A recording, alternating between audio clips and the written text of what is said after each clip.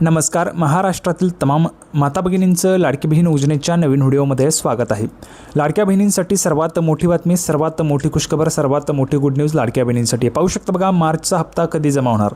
तर मार्च महिन्याचा हप्ता हा लाडकी बहीण योजनेचा मार्च महिन्याचा हप्ता 15 एप्रिल 2026 पूर्वी पात्र महिलांच्या खात्यामध्ये पात्र महिलांच्या खात्यामध्ये जमा होण्याची शक्यता आहे. आता जर आपण या ठिकाणी पाहिलं तर मार्च महिन्याचा जो हप्ता आहे तो अतिशय महत्त्वाचा आहे. आत्ताच तुम्हाला फेब्रुवारीचा हप्ता मिळालेला आहे.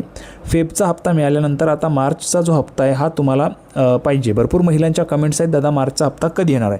म्हणजेच 21वा जो हप्ता आहे हा 21वा हप्ता तुम्हाला कधी येणार आहे त्याच्याविषयीची वाटपची जी काय अपडेट आहे ते आपण आजच्या व्हिडिओमध्ये पाहत आहोत. सर्वात अगोदर सर्वांनी व्हिडिओ लाईक करा आणि चॅनलला पण सर्वांनी सबस्क्राईब करून घ्या. तर बघा, आता जर आपण पाहिलं तर या महिन्यामध्ये महत्त्वाचं म्हणजे काय, तर 14 एप्रिलला डॉक्टर बाबासाहेब आंबेडकर यांची जयंती आहे. त्या दरम्यानमध्ये तुम्हाला पैसे जे ते येण्याची शक्यता आपल्याला पाहायला मिळत आहे. सर्वात महत्त्वाचं म्हणजे जेव्हा तुम्हाला पैसे येत असतात तेव्हा GR येतो, सरकारचा GR येतो आणि हा GR जो आहे हा GR आल्यानंतरच महिला व बालविकास विभागाला पैसे पाठवले जात असतात.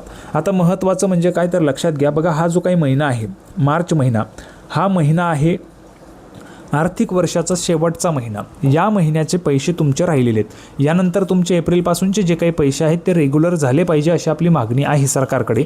कारण बघा काय होत होतं, सुरुवातीला पैसे तुम्हाला त्याच महिन्याच्या शेवटी दिले जात होते. त्याच महिना म्हणजे जो काही महिना सुरू आहे त्याच महिन्याच्या तुम्हाला शेवटी दिले जात होते.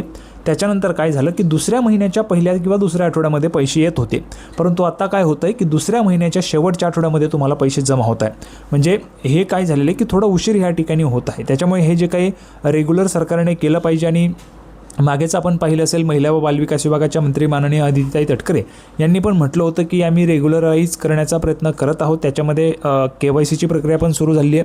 त्याच्यामुळे भरपूर ज्या काही अपात्र महिला भगिनी होत्या त्या पण त्या ठिकाणी KYCमुळे अपात्र झालेल्या आहेत. म्हणजे ज्या महिला खरोखर पात्र नव्हत्या त्या महिला अपात्र झालेल्या आहेत. आता बघा, एकत्रित लाभ ज्या महिलांची KYC प्रलंबित होती त्यांना फेब्रुवारी, मार्च आणि एप्रिल अशा 3 महिन्यांचा एकत्रित हप्ता म्हणजे 4,500 रुपये मिळण्याची शक्यता वर्तवण्यात येत आहे. महत्त्वाची अपडेट, eKYC मुदतवाढ. बघा, नवीन डेडलाईन देण्यात आली eKYCला. राज्य सरकारने eKYC पूर्ण करण्यासाठी आता 30 एप्रिल 2026 पर्यंत मुदतवाढ दिलेली आहे. 30 एप्रिलपर्यंत तुम्हाला मुदतवाढ दिलेली आहे. 30 एप्रिलपर्यंत तुम्हाला KYC जी आहे ती करता येणार आहे. ज्यांची कोणाची KYC राहिलेली आहे त्या सर्व लाडक्या बहिणींनी लवकरात लवकर KYC पूर्ण करून घ्या. म्हणजे जेणेकरून तुम्हाला पैसे जे ते त्या ठिकाणी मिळणार आहेत. कोणाला मिळणार पैसे, तर ज्या महिलांचे बँक खाते आधारशी लिंक आहे आणि ज्यांनी eKYC प्रक्रिया यशस्वीरित्या पूर्ण केलेली आहे अशाच महिलांना किंवा अशाच महिलांच्या खात्यामध्ये हे जे काही पैसे ते जमा होणार आहेत. त्याच्यामुळे जर तुमची KYC राहिलेली असेल तर तुम्हाला पैसे मिळणार नाहीत. KYC जर तुमची चुकीची झाली असेल तर तशा पद्धतीचे अर्ज जे ते गेलेले होते महिला व बालविकास विभागाला, त्याच्यामुळे पुन्हा एकदा मुदतवाढ ह्या ठिकाणी देण्यात आलेली आहे आणि 30 एप्रिलपर्यंत तुम्हाला मुदतवाढ आहे. तर ज्या कोणा महिला भगिनींची ह्या ठिकाणी KYC राहिलेली आहे त्यांनी लवकरात लवकर KYC करून घ्या. म्हणजे जेणेकरून तुम्हाला पण तुमचा जो काही लाभ आहे तो मिळत राहणार आहे. संपूर्ण माहिती आपण पाहिलेली आहे. सर्वांना अपडेट आवडली असेल तर व्हिडिओ लाईक करा आणि चॅनलला सबस्क्राईब करा. आपण पुढच्या व्हिडिओमध्ये भेटूया. तोपर्यंत धन्यवाद.